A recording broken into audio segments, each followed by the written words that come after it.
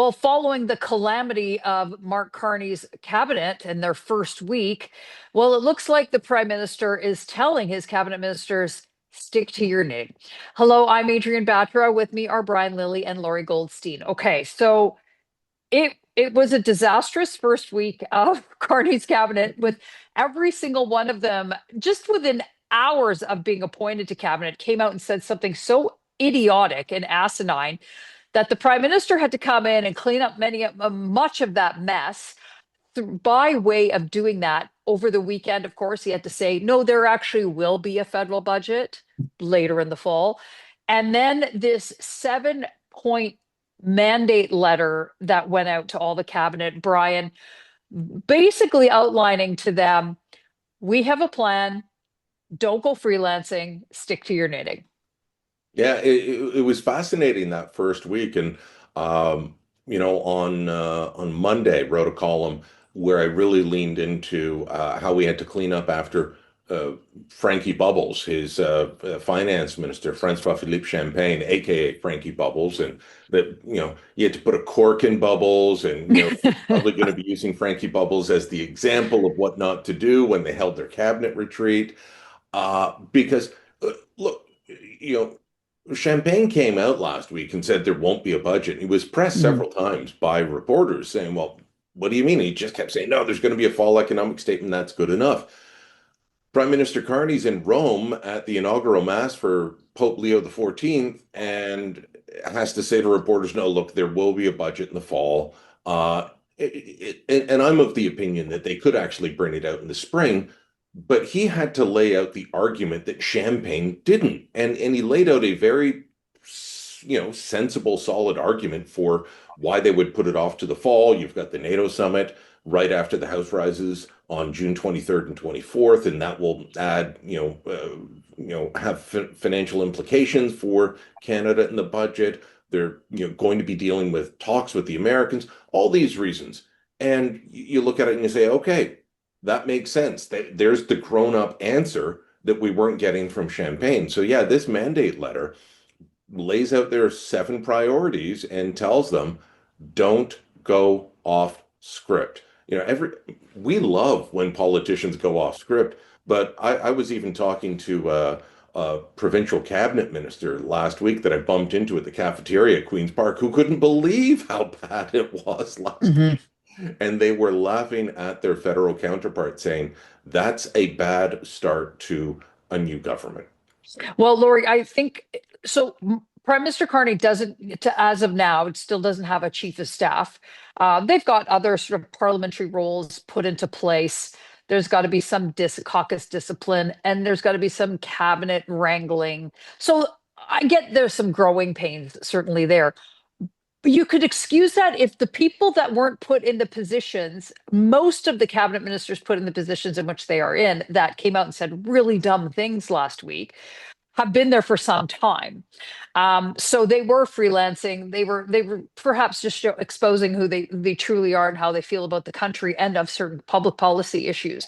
But that said, in this 7 point mandate letter, it's pretty straightforward, which we're showing it here. It's things like bringing down interprovincial trade barriers so we can build our own economy, nation building projects. I assume that's supposed to read pipelines. So I'm not sure if Stephen Yibo got that message. Or Dominic LeBlanc. Renegotiating with, or not, or new renegotiating with the United States, strengthening our own security. So these are straightforward things that you'd hear from a prime minister. What is it not? Yeah, but they're enormous things. I mean, look at what Carney has promised Canadians.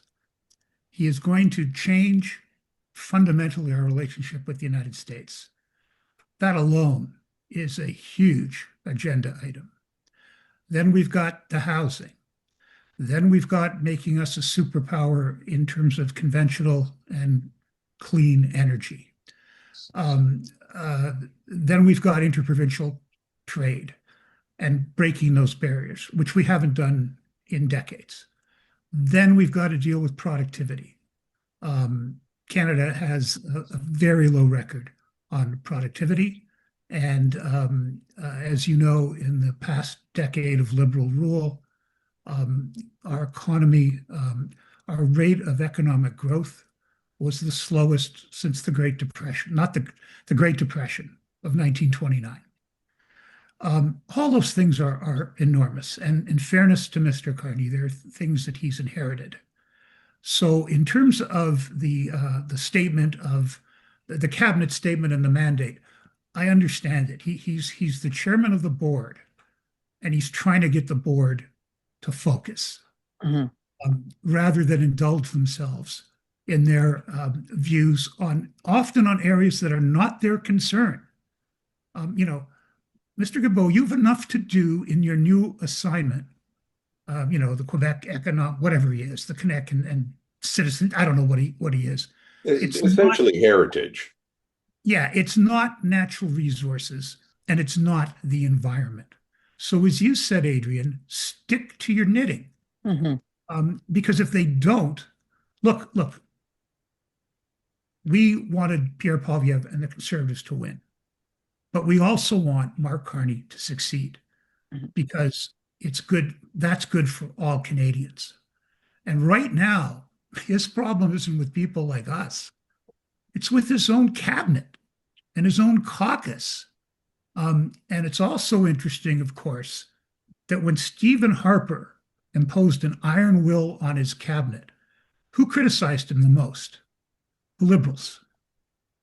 Well, now they are now Carney, as a newcomer, is realizing the importance of everybody has to learn their role.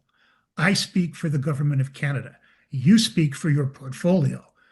And you better learn what my position is on those issues rather than going out and freelancing. So look, if I can jump in here, sure. I spoke to two former Harper cabinet ministers about the debacle that was last Thursday's cabinet meeting. And I said, what would the reaction have been like if you guys were either going into or coming out of a cabinet meeting and going off madly in all directions? And they said, yeah, it would have been the hammer of Thor coming down upon them, because you're right, Lorrie. They're supposed to speak for their portfolio, and they are representative of the government of Canada. Going out and saying housing prices don't need to come down, or the heritage minister saying no more pipelines. And by the way, we also don't need oil anymore because we're hitting peak oil. It has nothing to do with that. Anita Anand on her statements with Israel, although apparently that lines up given the communique and the tone that we're seeing with this government, and the no budget thing. These guys were not, in some instances, they were contradicting the boss, which you just don't do. That ready, fire, aim approach, Lorrie, is, we've seen it before, certainly. But from Mark Carney's perspective, look, again, everyone said, elect him. He's the calm, steady banker, going to put the United States in its place. And certainly he has been a central banker in two countries. There's a lot of bureaucracy around that. He understands the machinations of government, but it's a very different thing now to be elected and on that, have yourself surrounded by those elected officials whom now you're supposed to be the coach. It's not like a board. It's not a board of directors where there's shall we say, some semblance of more professionalism. I suppose we could extrapolate and say this is the board of directors for the country, maybe. But those are all elected officials in their own ridings with their own thoughts and their own views. And it's spilling out. I don't know if Carney's going to be able to control it. And that's a problem for Canadians who, as you say, you're right, we may not have wanted Carney the Liberals to win the election, but we need the Liberals to succeed economically for the future of this country.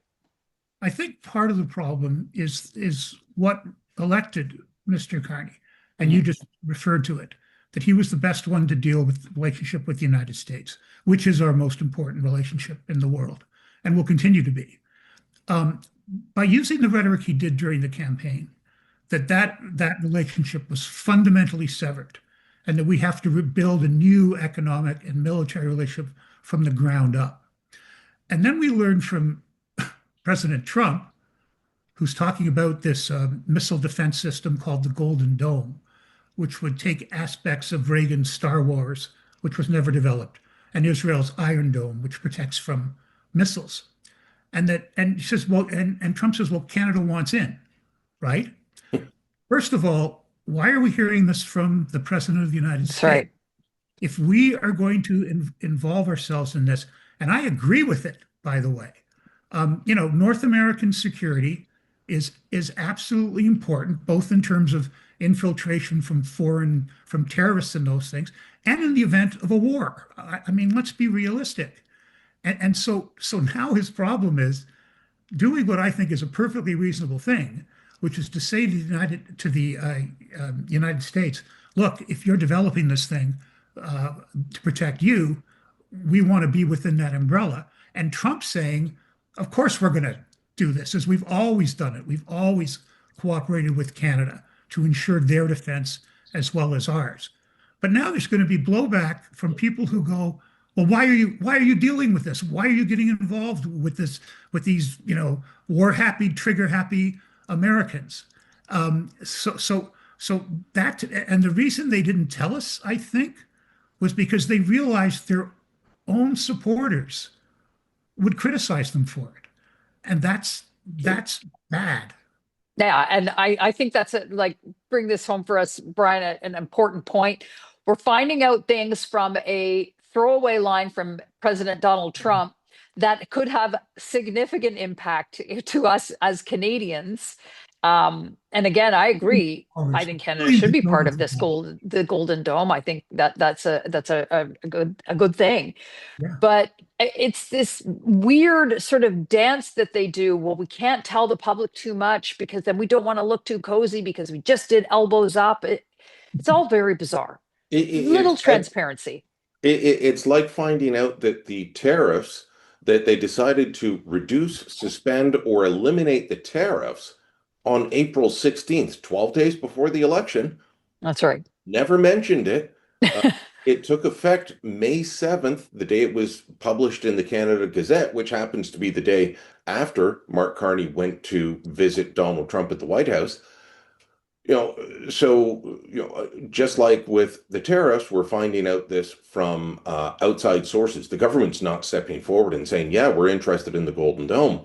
So what else are they, stringing us along on with their elbows up rhetoric? Carney was out on Wednesday talking about how, well, we're still reviewing the F-35. We may not buy the F-35. Oh, shucks, gosh darn it, because we need to diversify, blah, blah. We're going to buy the F-35. It'd be ridiculous if we didn't at this point. The fighter jets that we're flying right now and will have to for the next foreseeable future, they came into service when Jack and Diane by John Cougar Mellencamp was a brand new song topping the charts in 1984. We can't keep doing this dance, but he wants to continue the elbows up rhetoric, whether it's on Golden Dome or the F-35 or tariffs, because he knows that playing into that anti-American, anti-Trump rhetoric is what got him elected. And now he's doing the exact opposite of it. Maybe that's good for the country, but it goes back to a point that I kept raising all throughout the election. Mark Carney has a sketchy relationship with this little thing called the truth. Well, there have been a number of stumbles out of the gates for the Carney government. Like this video and subscribe to our YouTube channel and go to the TorontoSun.com. You'll find commentary and coverage there you will not find anywhere else.